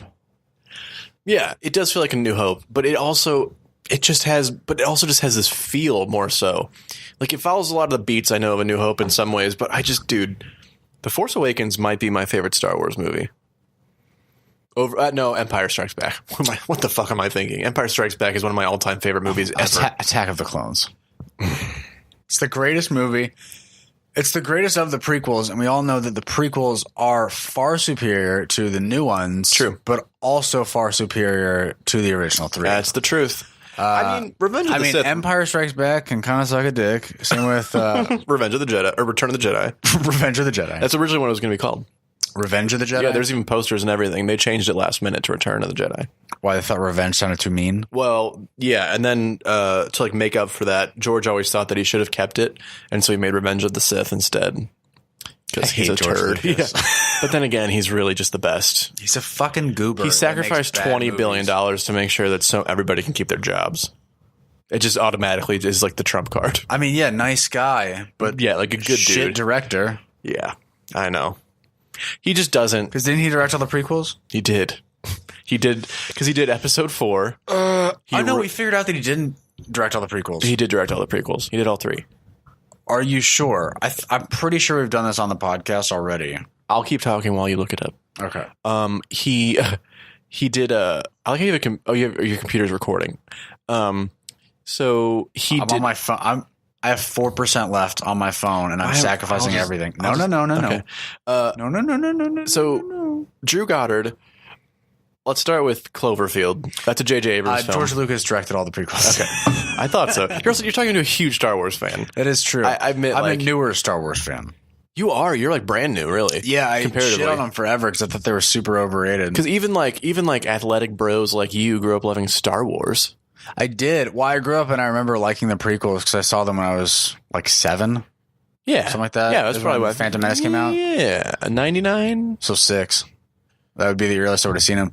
But everybody in my family was a giant Star Wars fan, and I think I just was like, "Fuck you, it sucks." I kind of get that actually a little bit because I'm that way with Breaking Bad. I'm gonna have to watch it at some point. People say it's like the best show, like one of the best shows ever. It's good. Would you say it's better than Game of Thrones? No. Would you say it's better than Mad Men? I've never seen Mad Men. I love Mad Men. Would you say Mad Men's all dialogue, isn't it? It's all character development. Yeah. It's a lot of dialogue. Yeah, so I love it. I mean, Breaking Bad's great, but I mean, I think I watched 4 seasons, then I stopped for like 2 years. And you went back to it? And then I finished it. But I started I heard it actually ends really good, though. It does. It ends pretty good. But I think I started just immediately from season 5 and just finished it really quick. I probably need to go back and rewatch it from the beginning. 7 seasons, right? I think so. Yeah, something like that. And I might have watched 3 and finished 4 seasons at the end. Yeah, I remember there was a really good Vine when Breaking Bad was ending, and it was a really good Vine. It was a good Vine, but we're so old. It's true. It's not even a thing anymore. It just encapsulates those people who just want to be able to encapsulates those people who just want to be able to jump at you and be like, dude, have you seen this show? You haven't seen this fucking show? How do you not fucking know what Breaking Bad is? What's wrong with you? Yeah. And he goes, so it kept being this dude he's like, you haven't seen Breaking Bad? No, I have. Oh. You haven't seen Breaking Bad? No, I have. Oh. In all these different situations, he just kept trying to be like, what, you haven't seen it? He just starts off with assuming they haven't seen it. And they're like, no, I have. And he's like, oh. Okay, good. Damn it. Because, he wants to be able to be like, dude, you're so dumb. There is one of the coolest ways to display a body ever in Breaking Bad. Which is? I'll tell you. So this, fuck. I'll just tell you. Okay. Yeah. There's a gangster named, I believe his name's Tortuga. And the way the DEA finds his body is his head is decapitated and it's on top of a bloody tortoise in the middle of the desert. It's pretty fun. That's crazy. And then, holy shit, that's a big bug. Yeah. There's currently grab a paper towel. It's a stink bug. Just throw it. I was going to say grab a paper towel and just throw it out there. Why wouldn't the tall boy do it? Because okay, I'll go around. God. I don't mind. Why wouldn't the tall boy do it? Is what Alex said. Okay, I'm going to do play-by-play where Alex picks a bug off the ceiling. I legitimately can't reach it. Oh, okay. Alex is going to do play-by-play where I pick a bug off the ceiling. All right, Nick is getting out of his chair. He's reaching up to the ceiling. Oh, we got it. I'll just flush it. Good boy. Good boy. You did a good thing. Thank you. You're welcome. How's that Goldschmidt t-shirt doing you? Praise me. Praise you, Lord Jesus. Nick. Nicholas Christ. Nick Christ. All right. So Drew Goddard. Boy, oh boy. Drew Goddard is... The more we drink, the farther off track we get. I know. So Cloverfield. J.J. Yes. Abrams directed. Yes. Drew Goddard written. Phenomenal fucking movie. The first... The first one's great. No, I was going to say the first, like, really big found footage movie since Blair Witch, really. There hadn't been anything before that besides Blair Witch. This one was done way better. It's also way different. Yeah. But, Have you seen Blair Witch? well, not in a long time. I haven't either. Yeah, I've seen it. I doubt it holds up. No, I don't. The original, probably not. There's no way. The original Paranormal Activity actually holds up pretty well. Does it? I don't think I've seen any of those movies. I actually really like them. I don't like being spooked. My friends and I got really into the story. Strangely, like the world of Paranormal Activity. Okay. They actually kind of, because there's been like 6 of them now. Yeah. And they actually kind of had an interesting story of like how the whole thing worked. Let me just tell you, the third one is the scariest one, and it is terrifying. For real? So what they, like the whole premise of the movies are like these people are being like, they think there's like something sort of happening to them at night, so they start filming themselves. Yeah. And they start seeing, that's in the first one. And then the second one, so they just have this camera set up in a corner. That's the first one. The second one is about the girl from the first one's sister. Their family thinks something's like haunting them, and her sister's disappeared and her boyfriend. So they install a security system like of different cameras. That's the sort of camera that they Set up for that one? Yeah, so that you can see all the stuff that's Is it a happening at different night. house or the same house? Different house. Okay. The third one is those 2 girls, the 2 sisters, when they were little in the 80s. And so it's a like an old video camera, and the way they set it up at night is they put the camera, they take the head off of an oscillating fan, so it's just the camera moving back and forth. Is it that the entire time? No. Oh, just at night. Well, a lot of it is because it's their mom's boyfriend. He films weddings. Oh. What? Nothing. What'd you say? I said would touch them. Oh my god! That's why they had a camera. Yeah, you're always like, I don't think a lot of pedophilia jokes. jokes. Well, you're like, they had a camera in their bedroom at night, and then you go, and their mother's boyfriend. Yeah, no, it's not in their bedroom; it's in the kitchen.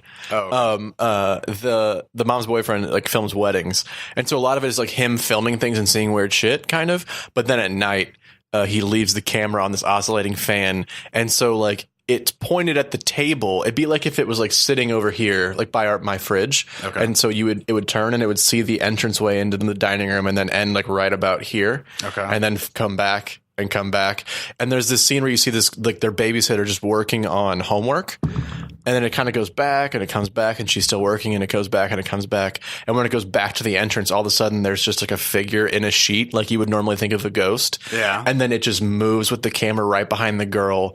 The camera goes back. It comes back. The thing in the sheet's still there. It goes back. And when it comes back, she turns around and the sheet just poofs down. Oh, fuck. It literally just, it gives me, the third movie is by far the scariest. I don't like because you that figure at out like sort of all. the lore of what is happening to these girls and why. Okay. And it's actually kind of interesting. I actually really liked it. So Is it something dumb? no. Basically what it is they're a part of It's this. not like an Indian burial ground. No, their family is like part of this group of this like Wiccans? coven of witches, sort of, yeah. And like, Ew. it's not that. It's actually kind of the way it works is kind of cool. But at the end, the boyfriend is like sacrificed to the demon like, thing that's happening, and you literally see him get like bent in half backwards, like snapped in half, basically. Okay. Dude, it's because it's I kind don't of got like like a cool story. I don't like scary movies, though. Do you think I could handle it? I'll watch it with you. That's literally what a beta asks an alpha, what I just did to you. I just go, Nick, do you think I can watch this scary movie? And I was like, I'll watch it with you. I got you, bro. Yeah, can you put your arm around me? yeah, you can just snuggle me. Yeah, no homo, dude. Yeah, no homo. We'll share a snuggie. Dude, the fact that people still say that in 2019 is hilarious. No, they don't, do they? I think people do. People's just like dudes, like 18-year-olds and frats. But I know a lot of bros. Yeah. I feel The like thing people is still say really like I always give you shit about being a bro, but you're not a bro at all, really. that. Not in the slightest. Like My nickname is Princess. You're like, it's self-appointed. Yeah. Well, because like even your friends that I was talking to your friends when you were at your grad party. Yeah. And they're not at all like broy. No, you know what I mean? None of my close friends are bros. No, yeah. We just know bros. But yeah, when you're in a But frat, even like none of the people that I'm close to are bros. no. I would have been shocked if like I met some of your friends and they were like your closest friends. They're like, oh, what's up, dude? Well, because like when I went to volleyball with you, a couple of the dudes that were like not on your team seemed pretty broy. Yeah. Those guys are pretty broy. But they weren't like the dudes that you were real tight with. They weren't like the dudes you were hanging out with, really. No, and those guys are older. No, yeah, and they. So I was just like, but it's the same with like, wouldn't you have been shocked if like I was friends with like super broy people? I feel like it'd be weird. My friends that were in my fraternity, like the ones that I'm closest to, we play board games a lot. Oh, dude, I love that. I love board games. Brandy's parents got me, I mean, arguably the greatest gift of all time. They did. Harry Potter Clue. That was great. Which I've never played Clue before. Oh, what? I've never played it. I've never played. I know what it is. I mean, it's a fun game, but I've never played it. But it's Harry Potter, so I'm very excited. I hope I get to play that at some point. I'd like to play Harry Potter Clue. Drew Goddard. Oh God, yeah, Jesus Christ. I know. We're terrible whenever we drink. Yeah, we're doing a bad job. Hey, what's 11:19? I'm getting a little loopy. Do you want to grab new beers? Yeah. I just ran out to. Yeah. I'm gonna introduce. So with Cloverfield, great film. Really, actually, tightly written too. Like I think it's like 90 minutes. Maybe it's not a long film. I feel like 85 minutes. Cloverfield's only 85. Isn't that crazy? 85 minutes is perfect for a horror movie. Is it horror to you, Cloverfield? Well, 85. It's like monster horror.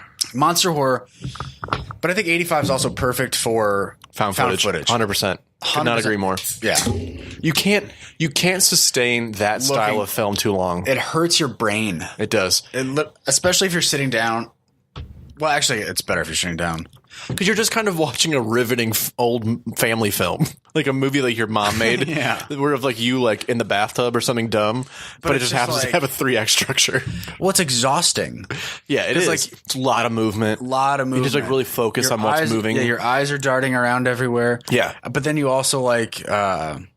Since you are like siding with the character, like you kind of feel their exhaustion. You do the found footage thing. Oh yeah, because you like, feel Jesus Christ, to they've been running for so long. I know. Oh, Cloverfield, they're running through New York, like dude. The tunnel scene, with those little tiny spider things. Well, then Lizzie Kaplan's character gets bit and she explodes once. Dude, that part is crazy. And then the bit at the end when TJ Miller like falls backward and the Cloverfield monster just like jumps up like right on top of him, basically. Well, aren't they? Oh yeah, that happens. But then the two people get under a tunnel, right? Yeah, and they take the camera and they like say their goodbyes. Don't they also die from the little animal guys? No, as far as we know, we don't see them die. The camera fades out and then the tape fades out and then it fades back into the party. Or to something else. To the party, but then to them on like it's like a montage kind of like old tapes of them doing shit. Well, yeah, because they had like broken up or something, I forget. And then it's them on like a Ferris wheel. And you see, or something like that. And you see them in the background and you see the alien splash into the water. Yeah. Okay. Yeah. Either that or it's a satellite and it wakes the alien. We don't know for sure, like, and wakes the monster. No, we don't know at all. Okay. There's no answer to that. Something hits the water. Either it's the alien or it's something that like wakes the alien from underneath because it comes out of the water. We know. So it's a great movie. Yeah. It's a lot of fun. Is it still on Netflix? I don't know. I think so. I have it on Blu-ray, so I usually watch it that way. Okay. Really holds up. Yeah, really holds up. This day. Then the second film in that series, I mean, it's not Drew Goddard, but 10 Cloverfield Lane. Drew Goddard produced it. Did he? Yeah. Yeah, fucking terrific. It's the best of the three. But it's not a Cloverfield movie at all. None of them are. If you want to go like... Because the third one doesn't make sense, too. Yeah, so if you want to go by that stretch, none of them are a Cloverfield movie because... They're all just the first one movies in the same universe. The second one has nothing to do with any of it. At the very end. The third one does, you mean? No. The second one does. 10 Cloverfield Lane. At the very end, she gets out of the bunker. And there's weird aliens that aren't at all like the ones that we saw in the first part. I thought they were little tiny ones. No. I thought it's just aliens. No, they just invaded and they're like gassing people or something, like almost like signs or something like that. Remember, she kills one of them. No. They're like sentient I don't remember aliens. that. Yeah. That movie is so fucking good, though. It's great. John Goodman is the scariest son of a bitch. When he kills that dude in that tub of acid, when he kills, what's that guy? I forgot what his name is in that movie. Yeah, he's a decent actor. He's good. But then she also does the same thing to him. The best part is when they're standing at that door and that woman's trying to get in, and she can see her through the window. You see this woman who's like, yeah, dude, it's creepy. What are you staring at? Oh, I just saw like one of the street lights turned on. Oh. You got scared. Sorry, I didn't. I was like, is a fucking Cloverfield monster outside? What's going on? Some woman trying to get in. So then we move on to Cabin in the Woods. Cabin in the Woods. Phenomenal movie. Well marketed. Well, how is it marketed? Just as a horror Marketed film? as a straight horror. Yeah. Like like almost like a dumb, like too serious, like camp movie. Yeah, or like summer like party fest. Like Summer horror. party fest. But then Like a cabin. the zombies come. Well, you don't even really whatever see it what is. gets them. But you just know that, like, something's Yeah, and you're like, oh, okay. Yeah. I remember like being like, It's like a high school teen slasher. but then I saw like Drew Goddard wrote and directed, and I was like, okay, this guy's a good TV writer. He doesn't do this kind of weird shit. And then it was like from executive producer Joss Whedon, and I was like, what? So my buddies and I like went and saw it, and like it like blew our minds when we were watching it.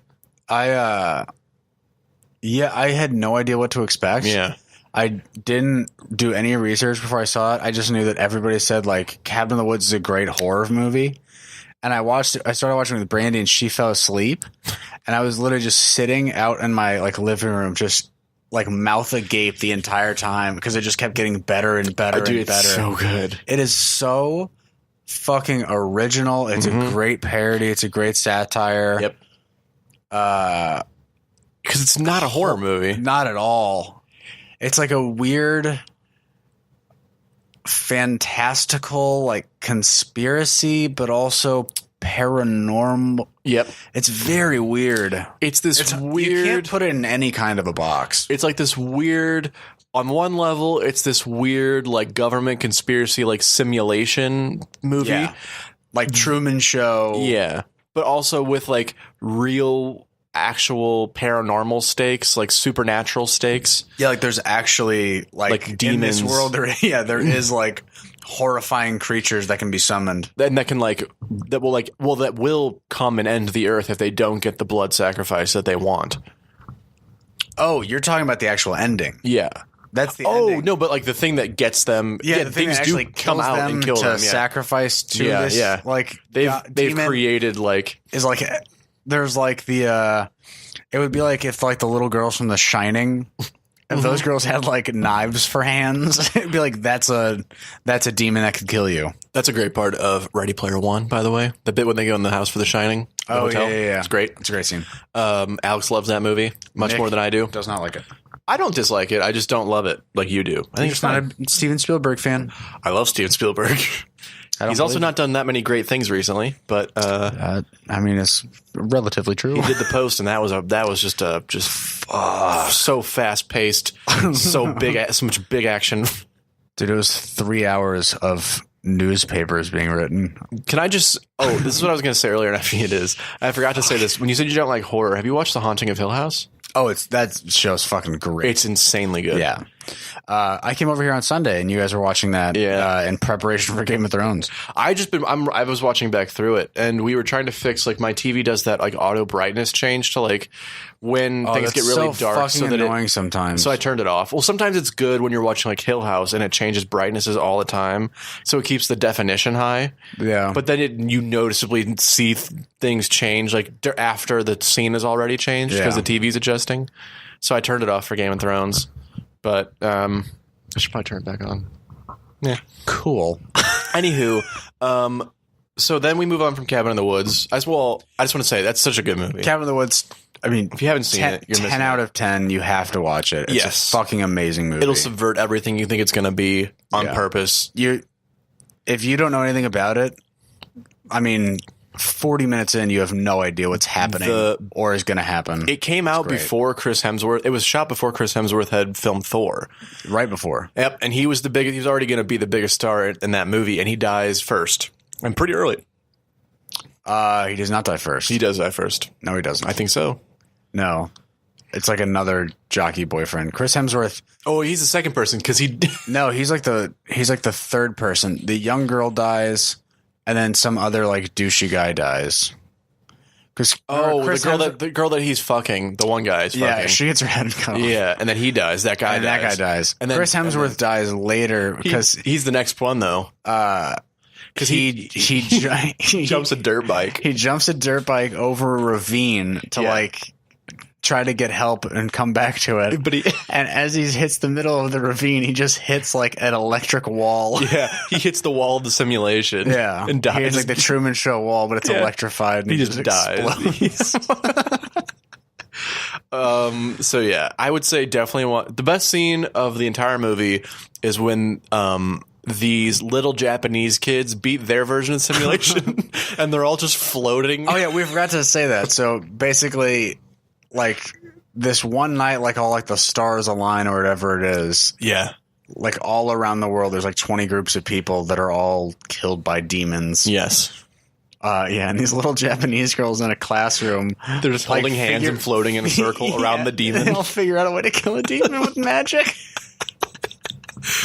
Dude, it's so good. And then there's like all these dudes in the control room that are just freaking. It's the dad from Step Brothers. Yep. And they're just watching this like, what the fuck? Yeah, but they're also like, they're freaking out. Like, God damn it. Right. Because if they don't give enough blood like for the sacrifice, these demons come out. These primordial demons from like the beginning of the earth would come out and will destroy the earth. It's basically like if like the earth's core was like a demon. Yeah. Yeah, and then if you don't give them enough blood sacrifices, they come and destroy the world. Yeah, and it's at the very end, the two characters that are left alive from our like American simulation decide not to. They're the last hope, and they decide not to do it. And they're like, okay, and the earth gets destroyed. Yeah, everyone dies. So you move on from that just absolute banger to World War Z, which is it's not horrible. It's also not great. It's not a top 10 zombie movie, but it's not horrible. Not a top 10 zombie movie at all. It's not. What's like number one? Shaun of the Dead. Oh well, yeah. That's my number also, one. Dawn of the Dead. No, Shaun of the Dead. Also, Zombieland. Oh, Zombieland's great. I think Zombieland might be. I need to rewatch it. It's on Netflix. It's on Netflix. Shaun of the Dead might be the best. Also, Hot Fuzz is the best of the Cornetto trilogy. Yeah, I think Hot Fuzz is fucking amazing. Actually, I think Shaun of the Dead might be my third favorite. I love At World's End. Or The End of the World, sorry. Is that what it's called? I think it's called that, yeah. I was confused that with This Is the End. Which is the Seth Rogen. That movie's fucking hilarious. That movie's funny as fuck, too, yeah. I think it's called At World's End. That's the...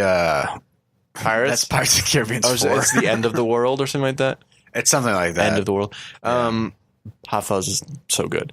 So World War Z, yeah, we'll just move on. The Martian. Fantastic film. Yeah. Ridley Scott That's a directed. great one. Ridley Scott. Who you love. Yes. Who I love. Who I also love. I don't know why I say I don't. It's going to be your homework in a couple weeks. Yep. Oh my God. Oh, podcast time. Who knows when this is recorded? Yeah, so directed by Ridley Scott. Yes. Starring Matt Damon. starring Donald Glover. Starring Jessica Chastain, Kristen Wiig, Jeff Daniels, Michael Pena, Kate Mara, Sean Bean, Sebastian Stan, Benedict Wong, Donald Glover, Chiwetel Ejiofor, and Matt Damon. Matt Damon. God damn, that is a star-studded cast. I just want to add one small thing. I'm not a huge late-night show fan, but the Matt Damon, Jimmy Kimmel shit's pretty funny usually. It's pretty fucking funny, actually. Yeah. Also, Jimmy Kimmel's actually just a funny dude, I feel like, compared to the rest of them. I still think Stephen Colbert is funny, but he's trash. Not on his show. No. Yeah, you're right. He's funny in general. He's also pretty condescending on his show, too, to a lot of his guests. He's very smart. Yeah, but he's like a douche about it. What can you expect? He's an old Catholic from fucking Connecticut. I know, he tells everybody all the time, and he's always like, come on my show and see how much I know about Lord of the Rings. And everybody's like, no. Cool. Yeah. So The Martian, based on the book by Andy Weir, I think, who wrote it. Yeah, I think that's right. That sounds right. Andy Weir. And who also did a great book called Artemis, Really Not good. Artemis Fowl. Also a great book series, directed by Kenneth Branagh, coming out next year from Disney. Yes. But no. Isn't that the second Artemis Fowl book or Artemis Fowl movie? Didn't they make one like early 2000s? I don't think I thought so. they did. I don't think so. Huh. It was supposed to come out around then, and it never happened. Oh, I'm thinking of what's the book? Ender's Game? No, Oh. it's like a preteen novel where they all have wings. Do you know what I'm talking about? They all have It's wings. fuck. Who's in it? I don't know. Sky High. It's not Sky High. Harry Potter. Percy Jackson. in the something of Stop the just- lightning thief. Stop just saying young kid. Aragon. The Magic School Bus. I love Aragon. Magic Treehouse. Rock of Power. Wait, let me think. Hold on. Let me try to guess. They all have wings. Is it? Oh, I got it. Well, I know it. Maybe. What's it called? Maximum Ride. Oh, boo. Is that bad? Yeah, I think it was bad, wasn't it? Were they? I thought maybe it was. James Patterson. Oh, no. I'm thinking of Alex Rider. Which one's Alex Rider? Those were like a book series at another. But no, James Patterson's really good. Yeah. Yeah, Maximum I Ride. read a lot of James Patterson. Yeah, a books. lot of I people read did. all the Cross books. Yeah, Alex Cross. All the Alex Cross books. Not all of them, because there's like 24. Yeah. There's a fuck ton. I've probably read like 13 of them though. They're pretty Yeah. good books. I read a couple of those. I was really into Artemis Fowl. At that point in my life, I was really into Harry Potter, Artemis Fowl, really big into A Series of Unfortunate Events. Oh yeah, I was super into those too. Because I was dark as Wasn't it like fuck as a 12 kid. Wasn't it like 12 books? There's a lot of them. I think they got to like 18 or 19. Damn. I don't think I read that far in, but Have you watched the show? I watched the first season. Is it good? Yeah, it's pretty good. It's okay. I just like it. I do really like it. I think Jim Carrey's better. no.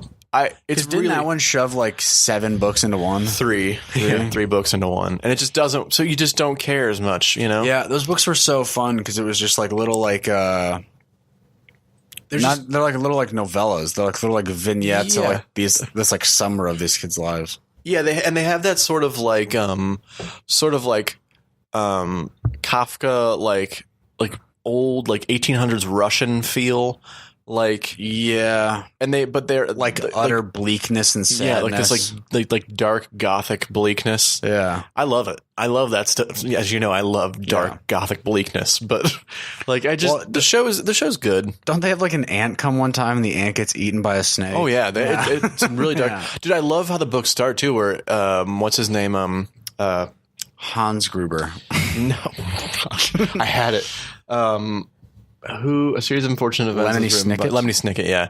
Tells you like, don't read these books. Like this is so dark. This is so bad. What's the uncle's name? Count Olaf. Count Olaf. He's like their distant relative. He's not their uncle. Yeah, he's like a fourth uncle. Yeah, and he's just out to get their fortune. They're really good books. Fun. So then we move on. So The Martian is really good. Yes. The Martian, it's probably his like most like normal movie. Most normal and also most critically acclaimed by a mile. Yeah, Won an Oscar for it. yeah, he did. You're right. So yeah, I would say that's definitely That won Best Picture that year too in 2015. No. What beat it? Do you know off the top of your head? Oh, off the top of my dome. You don't know? Off the top of the dome. Son of a bitch. Let me look. It was. Oh, I don't know. Hang on. Yeah, I just know that it won for Best Adapted Screenplay, or Drew Goddard won for Best Adapted Screenplay. Yeah. I know it was nominated for Best Picture. Birdman won that year, I believe, though. Oh, yeah, probably Birdman. Yeah, you're right. That movie was fucking great too. Birdman was amazing. Barack Obama named The Martian as one of the best science fiction films he'd ever seen. I don't know if that's an for award. I think it's real? just something cool. Oh, sorry, wrong year. Oh, what won that year? Shut up. Shut up. I gotta think about it. I don't know. I just want to know. I gotta figure it out. Shut the fuck up. See, it came out in 2015, but I forgot it has to be the 2016 awards. Yeah. Yeah, it does. Yeah. So we're going to move on while you're doing that yeah. to to Bad Times at the El Royale. Spotlight won that year, which So good. it's one of my favorite movies of all time. Was that the same? So that was the same year that my favorite movie from that year, The Big Short, came out. It is. And The Big Short is so good because he then went on to make Steven Spielberg. your favorite movie of the year, right? Of this past year. Oh, Vice? Yeah. I think Black Klansman might beat it out. I just watched Black Klansman again. It's real fucking good. Black Klansman is amazing. That's what we watched for Mother's Day. Our 2 Mother's Day watches with my mom and my sister was Chernobyl and Black Klansman. Your mom's also like a cool mom. Like she would want to watch that shit. Yeah. The movie is fucking depressing. Mm-hmm. Wait, Black Klansman? Well, I mean, it ends out great. I was gonna say it's like, but it's also like there's a lot of funny moments and like it's a Spike Lee joint. It's how he does it, man. This joint's based off some faux real shit. Dude, Spike Lee's the man. Yeah, there's part of that movie that I really don't like though. But after the part where the white guys lose. No, it's after like he comes back in and everybody's like, "Oh, he's the man," and he's like, Oh yeah, it's like it's so corny. Yeah, but it's the movie. I love that bit. Yeah. I love the You would not like the that. fat, super racist wife. Just how much of an ass she is. She's the worst, and he's so mean to her too. her husband. Yeah. Her husband's a dick. He's the worst person. Yeah, Felix is a real twat. I know. God, it's a good movie. That's a great movie. All right, so The Martian. Oh, we moved on. Bad Times at El Royale. Oh, Bad Times is a weird one. We've talked about it on a previous podcast. It feels like 6 different movies. Yeah, and the best parts you don't do enough with. Yeah. John Hamm, John Hamm. Chris Hemsworth, Chris Hemsworth as the cult leader. Jeff Bridges. He gets enough, I guess. Yeah, but Jeff Bridges, I feel like you get enough of the story. you can't really have too much of him. I mean, one of Jeff Bridges' better acted roles in a while. I mean, I would agree. he's just phenomenal in this movie. I mean, he's great in Hell or High Water. Dude, that's one of the best movies that's been out in a long time. Yeah, Hell or High that's a good Water. one. It's the same dude that did, I'm blanking on Taylor Sheridan, the same dude that did Wind River. Yes. Have you watched Wind River? Mm-hmm. Yeah. Dude, that I watched Mexican that standoff scene in Wind River is the most anxious during a movie scene I think I've ever been. I'm trying to think. Do you know what I'm talking about? Yeah, I know exactly what you're talking about. Where they're like, They go up to like the oil field. They had the first Mexican standoff and then the second one where they actually start killing each other. And it is, everyone dies. it's just like, oh my God. Yeah. The only thing that probably comes close is the Red Wedding. season 2 of True Detective. There's like some random episode where they have Oh, where they have that shootout with the bus? shootout in the bus in like LA. Is over there? Yeah, that's pretty good. Yeah. I don't think it comes close to Wind River, though. That one got me so anxious because I didn't see it coming. The Wind River one, you kind of see it coming. You kind of see it coming. Actually, you definitely see it coming. It's a but it makes it worse. Yeah. Because you just don't know when it's going to happen. Well, because they have the first one and you're like, okay, they got through that. And then it's when you realize what happened, remember? Because like they cut back in time after the first Mexican standoff, and you see John Bernthal, like, you know, at the beginning of the movie, and he like they try to rape her, and then they kill him, and she gets away and she dies. Yeah. And then they just blow that dude off the. How do they figure it out though in that Mexican standoff? Because they're trying to knock on the door, and they'd already had the first Mexican standoff. Yeah. They're trying to knock on the door, and they just kind of, all the guys that are up there guarding that facility kind of step back and let the FBI officer agent walk up to the door by herself. And then the Native American police officer realizes what's happening. And she gets blown backwards, but it hits her vest. Yeah. And then they just fucking light each other up. God damn. And then fucking Jeremy Renner just nails them all. Yeah, with his bow and arrow. Yeah, he just Hawkeyes. Yep. It's just him shooting like punching glove arrows, like boxing glove arrows, like Green Arrow. He's like, oh boy. Okay. So Bad Times. I think for me, the biggest thing that comes to mind is just a lot of wasted potential. Yeah. For a really good movie. Yeah, you could have had. I mean, Drew Goddard just loves those themes of like CIA surveillance. Nothing is as it seems. Like you're being watched. Yep. Yeah, and it's just this movie. It just is not executed to its fullest. It adds just too many weird elements and too many interactions that just don't really relate to. Yeah, and it's sort of those themes meanders through the plot. You're just, by the end of, you're just kind of like, oh, okay. That's kind of how I felt at the end. Yeah, Chris Hemsworth's character is so fucking weird. I like him a lot. I like him too. He's great. He's basically Chris Hemsworth is a cult leader. Yeah, he's kind of like a Charles Manson. Yeah, a little bit, and he's like fucking Dakota Johnson's like 16-year-old sister. Yeah, and Dakota Johnson has kidnapped her sister to get her away from this dude, and then he gets back and finds him at the El Royale, and ends up killing a few people along the way. John Hamm's character definitely doesn't get the right amount of play either, but you also like, what is John Hamm there for again? I can't remember. I remember thinking that's like he doesn't get. Hold on, I'll look it up. No, I'm not gonna sit there and read the plot. I just honestly. You didn't like it at all, did you? No, I did. No, I'm just tired. Yeah, no, so am I. But it's like we said, it was just like he had a cool concept for the idea of what happens at the El Royale. Then he had a cool concept for a bunch of different stories, right? That's what it seems like to me. Mm-hmm. And what he did was he just couldn't pull it all. It happens though. I feel like you have all those cool concepts and you just can't quite pull them all together in the right. I feel like that Chris Hemsworth story could be a movie. Oh, for sure. Yeah. Yeah. I remember thinking the John Hamm one could be, but for the life of me, I can't remember what the John Hamm thing was. What his story is. He worked for the CIA, and I think he figured out that the El Royale was, or he knew that the El Royale was like a meeting place for agents and like government officials. But I think he was retrieving some of their listening devices. Oh yeah, yeah, and like documents or something too. Yeah, and then in doing so, he also he stumbles into a crawl space and finds a camera, and he's like, "Oh shit, this isn't ours." Yeah, and then you find out that like they're spying. The people in the hotel are also spying on the guests of the hotel. Yep. It reminds me a lot of Smoking Aces, but like in a different style. Smoking Aces is this like shoot 'em up sort of. I actually really like that movie. It's got terrible reviews on a lot of stuff, but I love Smoking Aces. The scene of somebody shooting like a Barrett 50 cal out of one hotel. Oh yeah, like blasting through the other hotel. Yeah, it's great. There's this amazing scene where I always blank on his name. The guy that plays the mayor in The Dark Knight. Yeah. He's got a cool name too.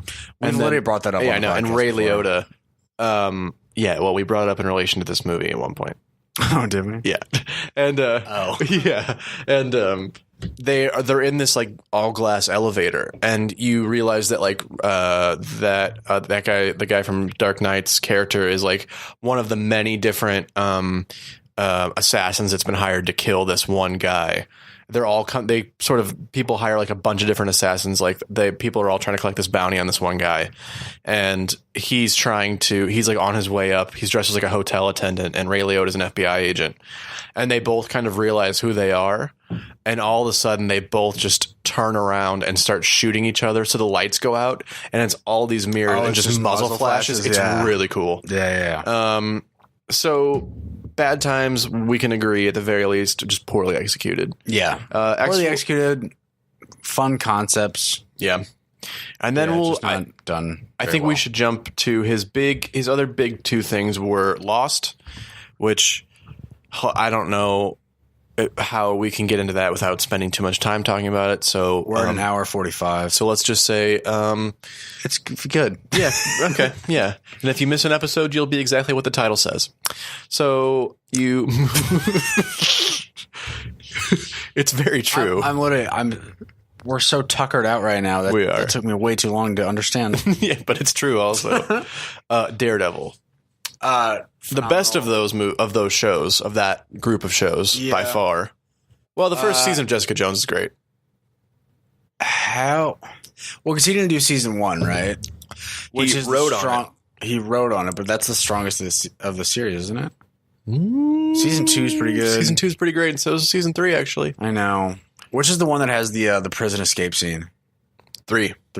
But season 2 is the one that has that scene on the roof with him and the Punisher. That's the best scene of the whole show. Which one has the hallway? Yeah, the hallway. And where he's like just falling back and forth. Yeah. That's the first season. That's the first season? Fuck, that's the best fight scene. I know it's not the longest, but it's the best. It's the best choreographed. Because It's one take. I too. love him. Yeah, just falling in and out of the rooms, just working his way down. Yeah, and then it's amazing. Season dude. 3, it's done very similarly with the breaking out of prison scene. Yeah, second season much less has like the vertical movement. But there's still all that. The second scene has the one with the chain where he's going down the staircases, which is pretty fucking good too. Yeah, that's also that one. You can see. I can see cuts. They shoot it like it's. They shoot it like it's one take. Yeah, but they like go around poles and stuff like that, and they get really close to the pole. You can tell it's where they cut. They claim that third one, the hallway scene, is not. Take, yeah. So the hallway in the first season clearly is one take. I mean, it's really tough to find a cut there, but because everything's moving, even like the doors and like the stuff, like when they fall out, like he knocks doors out and stuff like that. Yeah. But I meant the prison break one they claim is uncut. And I can't find where the cut would be. It's uncircumcised. Oh, it's just uncut. Just like me, baby. Unclipped. Unbent, unbroken. And then also The Good Place. I mean, okay. The Good Place? Yeah, he's a big part of that too. Is that Michael Schur show? It is. He directed the pilot, and then it's one of the episodes in season 2. He's also an executive producer. I've watched a few. They're okay. It's okay. Yeah. Yeah.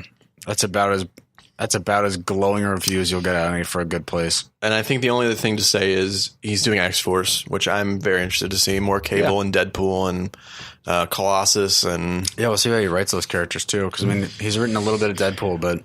Right. He uncredited. But then again, he might have been one of the guys who helped write the X-Force part of that. Yeah, maybe. We don't know. I kind of doubt it. Because I feel like why be uncredited? Yeah, I mean... Uncredited. Yeah, I don't know. I'm very interested to see that. I think if we had more time, I think the interesting discussion would be to talk about what Disney's going to do with that stuff. Okay. We can talk about it next episode. Yeah. We have in a couple episodes. We have homework to catch up on. Yeah, we do. Because next week we're doing 3 Cheers for Sweet Revenge by My Chemical Romance for you.